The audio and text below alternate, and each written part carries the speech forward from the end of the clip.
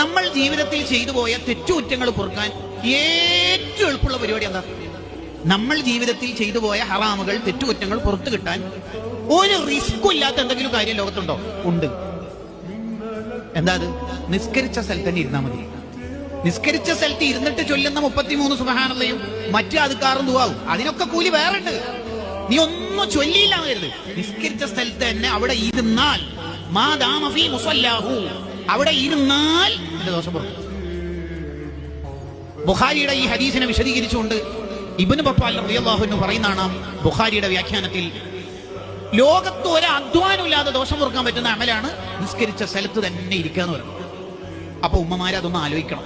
വെള്ളം ചൂടാക്കാൻ വെച്ച് ചായപ്പൊടി ഇടാൻ പാകത്തിലാകുമ്പോഴേക്ക് 2 റക്അത്ത് നിസ്കരിച്ചിട്ട് വരാം എന്ന കണക്ഷൻ, ടച്ച് ഫ്ലൈറ്റ്, ടച്ച് ട്രെയിനായി നമ്മളെ നിസ്കാരത്തെ ഒരിക്കലും കണക്ട് ചെയ്യരുത്.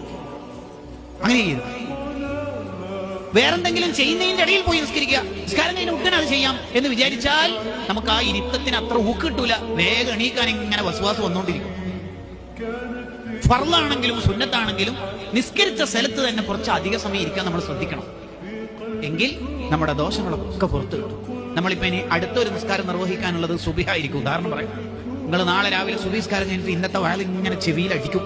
നിസ്കരിച്ച സ്ഥലത്ത് തന്നെ ഇരുന്നാൽ അല്ലാഹുമ്മ ഗ്ഫിർ ലഹു, മലക്കുകളുടെ ദുആ ഉണ്ടാകും.